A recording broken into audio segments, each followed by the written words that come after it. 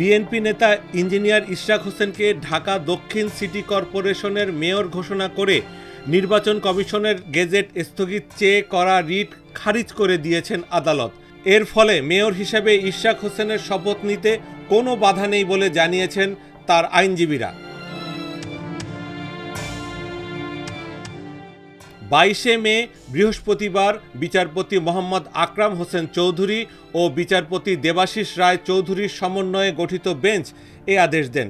আবেদনের পক্ষে শুনানি করেন আইনজীবী মোহাম্মদ হোসেন। ইশরাক হোসেনের পক্ষে শুনানি করেন ব্যারিস্টার এএম মাহবুব উদ্দিন খোকন ও ব্যারিস্টার কায়সার কামাল। রাষ্ট্রপক্ষে ছিলেন deputy attorney general Mahfuzur Rahman Milon ও খান জিয়াউর রহমান। আদেশের পরে আদালত প্রাঙ্গণে সাংবাদিকদের ব্যারিস্টার এএম মাহবুব উদ্দিন খোকন ও ব্যারিস্টার কায়সার কামাল জানান, আদালত রিট খারিজ করে দেওয়ায় ইশরাক হোসেনের মেয়র হিসেবে শপথ গ্রহণে কোনো বাধা নেই।